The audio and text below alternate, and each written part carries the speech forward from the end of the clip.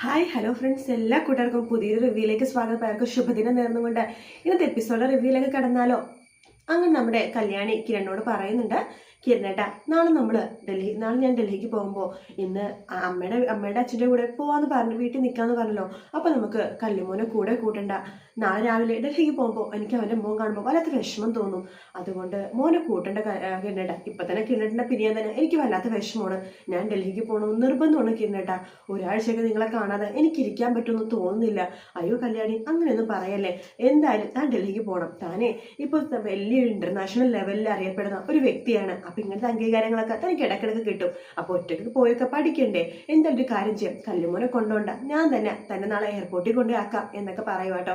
അങ്ങനെ കല്യാണിനെ സമാധാനിപ്പിക്കുകയാണ് കിരൺ. അതിനുശേഷം കാണിക്കുന്നത് കാർത്തികേനെയാണ്. കാർത്തിക ഓരോ പണിയെടുക്കുന്ന സമയത്ത് അവിടേക്ക് പ്രകാശം വരുന്നുണ്ട്. എന്നിട്ട് പുഷ്പാഞ്ജലിയുടെ റെസിപ്റ്റും പുഷ്പാഞ്ജലിയുടെ പ്രസാദവും ഒക്കെ കാർത്തികക്ക് കൊടുക്കുകയാണ്. കാർത്തിക ആ പ്രസാദം നോക്കുമ്പോൾ അത് ലക്ഷ്മി ഉത്രട്ടാതെന്ന് പറഞ്ഞിട്ട് പുഷ്പാഞ്ജലി കഴിച്ച റെസിപ്റ്റ് ഉണ്ടല്ലോ.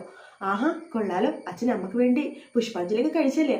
അമ്മക്ക് വേണ്ടി മാത്രമല്ല, മോൾക്ക് വേണ്ടി പുഷ്പാഞ്ജലിയൊക്കെ കഴിച്ചു എന്നിങ്ങനെ പറയാണ്. എന്തായാലും ഞാൻ ഈ പ്രസാദം അമ്മേനെ ഏൽപ്പിക്കാം എന്ന് പറയാണ്. അയ്യോ മോളെ, ഇത് ചെന്നൈക്കൊക്കെ അയക്കാൻ പറ്റുമോ? പിന്നല്ലാതെ ഞാൻ ഇപ്പൊ തന്നെ ഒരാളെ അങ്ങോട്ടേക്ക് അയക്കാൻ പോവാ ഈ പ്രസാദം അമ്മക്ക് കൊടുക്കാനായിട്ട്. അമ്മക്ക് വല്ലാതെ സന്തോഷമാകും എന്ന് പറയാണ്. സത്യം പറയാലോ മോളെ, ആ ചടങ്ങ് മോള് ചെയ്യാൻ പറഞ്ഞപ്പോൾ എനിക്ക് കുറച്ച് ഇത് ഉണ്ടായിരുന്നു. പക്ഷെ ചടങ്ങ് ചെയ്തപ്പോൾ മനസ്സിനൊരു സമാധാനം. പെൺപിള്ളേരുടെ കാല് കഴുകി ആ അമ്മക്ക് വെള്ളം ഉപയോഗിച്ച് ഞാൻ മുഖം കഴുകി വളരെ ആത്മാർത്ഥമായിട്ട് തന്നെ. അതിന്റെ ഗുണം അച്ഛനും ഞങ്ങൾക്കൊക്കെ എന്തായാലും കിട്ടാതിരിക്കില്ല എന്ന് പറയാണ്. മോളെ, പിന്നെ എനിക്കൊരു ആഗ്രഹമുണ്ട് എന്ന് പ്രകാശം പറയുവാണ്.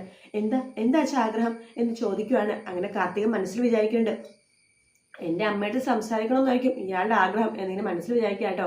എന്താ വെച്ചാൽ ആഗ്രഹം പറഞ്ഞോളൂ എന്ന് കാർത്തിക പറയുമ്പോൾ, അതെ, ഞാൻ ഇതുവരെ മോളുടെ അമ്മേനെ കണ്ടിട്ടില്ലല്ലോ. മോളുടെ അമ്മേനെ കാണണമെന്ന് ഒരു ആഗ്രഹമുണ്ട്. വേറൊന്നല്ല മോളെ, ഞാൻ അമ്പലത്തിൽ പോയി പ്രാർത്ഥിച്ചപ്പോഴും എൻ്റെ മനസ്സിലൊരു രൂപം ഉണ്ടായിരുന്നു.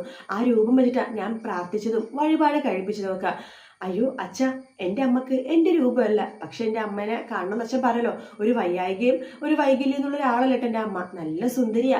ഞാൻ എൻ്റെ അച്ഛനെ പോലെ ഉണ്ടെന്ന് എൻ്റെ അമ്മ പറയാറ്. ചിലപ്പോൾ അത് ശരിയായിരിക്കും. പക്ഷെ അമ്മയുടെ എന്തെങ്കിലുമൊക്കെ രൂപം മോൾക്ക് കിട്ടാതിരിക്കില്ലല്ലോ. അത് ശരിയാ എന്ന് പറയാണ്. മോളെ, അമ്മേനത്ത് വീഡിയോ കോളെങ്കിലും വരാനൊന്ന് പറയാവോ? അയ്യോ അച്ഛ, അമ്മക്കതൊന്നും ഇഷ്ടമില്ല. മാത്രമല്ല, അച്ഛനെ നേരിട്ട് ആദ്യമായിട്ട് കാണണമെന്ന് അമ്മ പറയണത്. അല്ല, മോളുടെ അമ്മ ഇനി എപ്പോഴാ നാട്ടിലേക്കൊക്കെ വരുന്നത്? അത് ചിലപ്പോൾ ഉടനെ വരുമായിരിക്കും അച്ഛ. പറയാൻ പറ്റില്ല. എന്തായാലും അമ്മേനെ അച്ഛൻ നേരിട്ട് കണ്ടാൽ മതി എന്നാ അമ്മ പറയണത്. എന്നാ അങ്ങനെ ആയിക്കോട്ടെ. പിന്നെ നമ്മൾ പുതിയതായിട്ട് തുടങ്ങാൻ നമ്മൾ കൺസ്ട്രക്ഷൻ കമ്പനിയുടെ കാര്യത്തിന് വേണ്ടിയിട്ട് ഞാൻ പ്രാർത്ഥിച്ചിട്ടുണ്ട് കേട്ടോ. അത് ഞാൻ പറയാൻ മറന്നു. നമുക്ക് എത്രയും പെട്ടെന്ന് കൺസ്ട്രക്ഷൻ കമ്പനി തുടങ്ങണം വെച്ചാൽ നമുക്കിവിടെ കൺസ്ട്രക്ഷൻ കമ്പനി നടത്തുന്ന ആൾക്കാരെയൊക്കെ പിടിച്ചെടുക്കണം. നമ്മൾക്ക് ഏറ്റവും മുകളിലെത്തണം. ചിലപ്പോൾ ഒരു വർഷം തന്നെ 50 കോടിയുടെ വരെ ലാഭം കിട്ടും. അങ്ങനെയാണെങ്കിൽ പകുതി അച്ഛനും പകുതി ഇരിക്കും. അയ്യോ മോളെ, അങ്ങനെ 50-50% ആവശ്യമൊന്നുമില്ല. മോള് 10% തന്നാലും 5% തന്നാലും എനിക്കും എൻ്റെ മോനൊന്നും ഒരു കുഴപ്പമില്ല. ഇനിയിപ്പോൾ തന്നില്ലെങ്കിലും പ്രശ്നമൊന്നുമില്ല എന്ന് പറയാണ്. അച്ഛനൊരു കാര്യം അറിയാമോ? ബിസിനസ്സൊക്കെ ചെയ്യാൻ എനിക്കൊരു പ്രത്യേക കഴിവാണ്. നിങ്ങൾ കൂടെ നിന്നാൽ മാത്രം മതി. പിന്നെ ഞങ്ങൾ എപ്പോഴും കൂടെ ഉണ്ടാവും മോളെ. ഇപ്പൊ തന്നെ കണ്ടില്ലേ, അമ്മ മോളുടെ ഫുഡ് കമ്പനി തന്നെയാണ് പണിയെടുക്കണത്. അമ്മ അവിടെ പണിയെടുക്കണോണ്ട് അവിടുത്തെ സ്റ്റാഫൊക്കെ പറയാ, ഇത്രയും നല്ലൊരു സൂപ്പർവൈസർ അവർ കണ്ടിട്ടേ ഇല്ലെന്ന്. അതച്ഛൻ പറഞ്ഞാൽ ശരിയാണ്. അമ്മമ്മക്ക് നന്നായിട്ട് പാചകമൊക്കെ ചെയ്യാൻ അറിയാവുന്നുണ്ട്. ഫുഡിന്റെ ക്വാളിറ്റി ഒക്കെ ഇപ്പൊ നന്നായിട്ട് കൂടിയിട്ടുണ്ട് എന്നിങ്ങനെ പറയാണ്.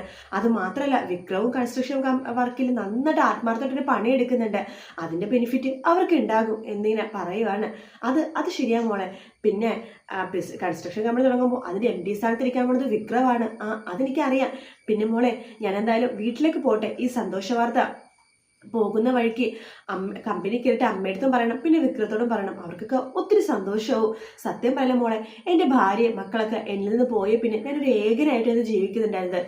മോള് ലൈഫിലേക്ക് വന്നിട്ടാ ഞാൻ വീണ്ടും ഒരു കല്യാണത്തിനെ കുറിച്ചൊക്കെ ആലോചിച്ചു തുടങ്ങിയത്. മോളുടെ അമ്മയുടെ കാര്യം പറഞ്ഞ് ഇപ്പൊ എൻ്റെ മനസ്സിലും ചെറിയൊരു സ്പാർക്കൊക്കെ വീണ് തുടങ്ങി എന്ന് പറഞ്ഞിട്ട് കാർത്തിക ചിരിക്കുകയാണ്. എന്തായാലും ഞാൻ പോയിട്ട് വരാം മോളെ എന്ന് പറഞ്ഞിട്ട് പ്രകാശൻ അവിടെ നിന്ന് പോകുന്നുണ്ട്. പ്രകാശൻ പോയി കഴിയുമ്പോഴേക്കും കാർത്തിക ദേഷ്യത്തോടു കൂടി നോക്കണം. അയാളുടെ ഒരു ആഗ്രഹം എൻ്റെ അമ്മേനെ കാണണം പോലും. താൻ കാണും, അത് തൻ്റെ അവസാനത്തെ കാഴ്ചയായിരിക്കും എന്നൊക്കെ കാർത്തിക ഇങ്ങനെ മനസ്സിലിങ്ങനെ വിചാരിക്കുക കേട്ടോ. അതിനുശേഷം കാണിക്കുന്നത് കല്യാണിനെ കിരണിനെയാണ്. അവർ രൂപയുടെ വീട്ടിൽ എത്തിക്കഴിഞ്ഞായിരുന്നു കേട്ടോ. അപ്പൊ രൂപ വാതിൽ നിൽക്കുമ്പോൾ മോളും മോനും എത്തിയാലേ വാ അകത്ത് കയറുന്നു പറയാണ്. അപ്പൊ സേനനുണ്ട്. ആ സമയത്ത് രൂപ ചോദിക്കണ്ട, എന്താ മോളെ മോളുടെ മുഖത്തിന് വിഷമം? അതെ, ഇവൾക്ക് ഇപ്പോഴും സംശയമാണമ്മേ, അവിടെ ഡൽഹിക്ക് പോകണോ വേണ്ടോ എന്ന് ഇപ്പൊ അവരോട് ചോദിച്ചോളൂ. ആ അങ്ങനെ പറഞ്ഞാൽ ശരിയാവില്ല മോളെ, മോൾ എന്തായാലും ഡൽഹിക്ക് പോകണം. അത് മാത്രമല്ല, ഡൽഹിയിൽ മാത്രം ഒതുങ്ങി നിന്നാൽ പോരാ, മോള് ഇനിയും ഒരുപാട് സ്ഥലത്ത് അറിയപ്പെടാനുണ്ട്. അതെ അമ്മേ, ഇവിടെ ഒരു ഇന്റർനാഷണൽ ഫിഗർ ആയിപ്പോ തന്നെ, പക്ഷെ എന്നാലും കുറെ സ്ഥലങ്ങളിൽ ഇവൾക്ക് അറിയപ്പെടാനുണ്ട്. സായിപ്പന്മാർക്ക് പോലും ഇപ്പൊ കല്യാണി എന്നൊരു പേരറിയാം എന്ന് പറയാണ്. ഞാൻ ഇവിടുത്തെ പറഞ്ഞ കുറച്ച് പ്രൊമോഷനും കാര്യങ്ങളൊക്കെ ചെയ്യാന്ന്, പക്ഷെ ഇവള് സമ്മതിക്കുന്നില്ല. അത് വേണം മോളെ, നമ്മുടെ ഭാഗത്തുനിന്നും കുറച്ച് നീക്കുപോക്കൊക്കെ ഉണ്ടായാലേ മോള് ഫേമസ് ആവുള്ളൂ. മോള് ഫേമസ് ആവുന്നത് ഞങ്ങൾക്കും ഒരു നല്ല അഭിമാനമുള്ള കാര്യമല്ലേ. ദേ യാമിനി, കല്യാണി മോളും കിരണും വന്നിട്ടോ, ജ്യൂസ് എന്തേലും ഞാൻ എടുക്കുവാൻ വേണം എന്ന് യാമിനി അകത്തുനിന്ന് പറയുന്നുണ്ട്. അതിനുശേഷം ജ്യൂസായിട്ട് യാമിനി വരുവാണ്. അങ്ങനെ എല്ലാവർക്കും ജ്യൂസ് യാമിനി കൊടുക്കുന്നുണ്ട്. യാമിനി പറയുന്നുണ്ട്, അതെ വേണമെങ്കിൽ കല്യാണി മോളുടെ കൂടെ ഞാൻ വേണമെങ്കിൽ വരാട്ടോ ഡൽഹിക്ക് നാളെ എന്ന് പറയുമ്പോൾ നമ്മുടെ കിരൺ പറയുന്നുണ്ട്, അത് വേണ്ട യാമിനി ചേച്ചി, കല്യാണി ഒറ്റക്കൊക്കെ പോയി പഠിക്കട്ടെ. നാളെ ഇനി ഇവള് ഡൽഹിക്കല്ല, ചിലപ്പോൾ അമേരിക്കയ്ക്ക് വരെ ഒറ്റക്ക് പോകേണ്ടി വരും. ഇനി ഇടയ്ക്കിടയ്ക്ക് ഇതുപോലത്തെ യാത്ര ഉണ്ടാവും. അതുകൊണ്ട് ഇവൾ ഒറ്റക്കൊക്കെ പോയി പഠിക്കട്ടെ. എന്നാലും ഒരാഴ്ചയൊക്കെ എങ്ങനെ മാറി നിൽക്കും കിരണേട്ടാ, അങ്ങനെയൊക്കെ പോയി പഠിക്കണം കല്യാണി. സത്യം പറയാലോ എന്നിട്ട് രൂപ പറയാണ്, കല്യാണി മോള് പോണേൽ കിരണ്ണും മാത്രമല്ല കേട്ടോ, ഞങ്ങൾക്ക് എല്ലാവർക്കും വിഷമമുണ്ട്. പക്ഷെ പോകുന്നത് നല്ലൊരു കാര്യത്തിനല്ലേ. അതുകൊണ്ട് നാളെ രാവിലെ പോകുമ്പോൾ ഞങ്ങളുടെ എല്ലാവരുടെ അനുഗ്രഹവും പ്രാർത്ഥനയും ഈ ഒരാഴ്ച മോളുടെ കൂടെ ഉണ്ടാവും. മോൾ ഒന്നും കൊണ്ട് പേടിക്കേണ്ട എന്നിങ്ങനെ പറയുവാണ്. അങ്ങനെ കല്യാണിക്ക് ചെറിയൊരു സമാധാനമൊക്കെ ആവുന്നുണ്ട്. അതിനുശേഷം കാണിക്കുന്നത് നമ്മുടെ മനോഹറിനെയാണ്. മനോഹർ സരിയും കൂടി രാത്രി ഇരിക്കുന്ന സമയത്ത് മനോഹറിനെ നടുവേദന കൊണ്ടിരിക്കാൻ പറ്റുന്നില്ല കേട്ടോ. മനോഹർ അയ്യോ അമ്മേ വയ്യ എന്നൊക്കെ പറയുമ്പോൾ, എന്താ മനുവേട്ടാ നല്ല വേദനയുണ്ടോ? ഉണ്ടെന്ന്, നടുവിനൊക്കെ ഭയങ്കര വേദനയാ. എത്ര നാള് ശേഷം പുറത്തൊക്കെ പോയിട്ടൊന്ന് ഫുഡ് കഴിച്ച് സന്തോഷമായിട്ടിരിക്കുന്നത്. അപ്പൊ ആ അവസ്ഥ എങ്ങനെയായല്ലോ, സാരമില്ല മോളു എന്ന് പറയാണ്. അല്ല മോള് സമയത്തൊക്കെ കിടന്ന് ഉറങ്ങണം കേട്ടോ, ഈ സമയത്ത് നന്നായിട്ട് ഉറക്കം വേണം. മോളൂനെ അറിയാലോ, മോള് പോയി അപ്പുറത്ത് പോയി കിടന്നു, ഞാൻ എന്തായാലും ഇവിടെ നിന്ന് കിടക്കട്ടെ എന്ന് പറയാണ്.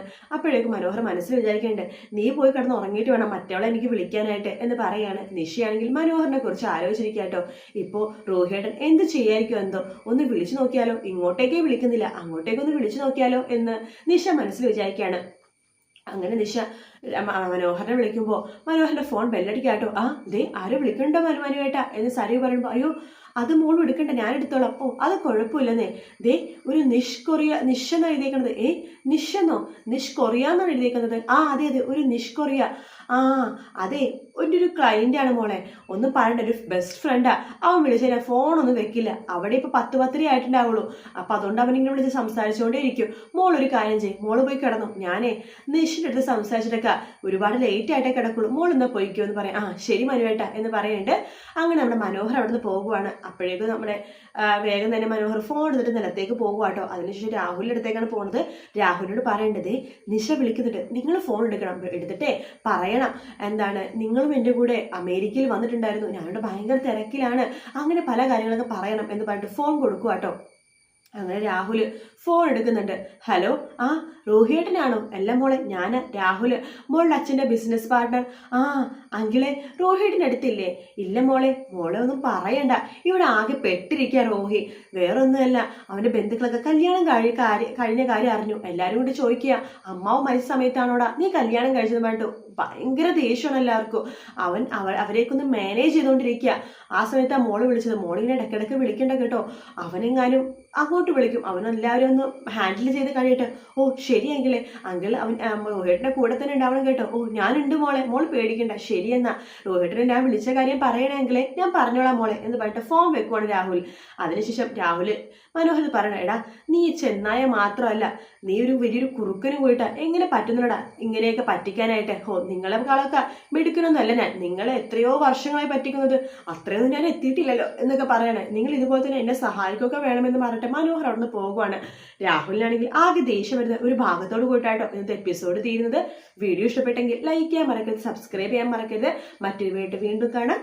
Take care, bye bye.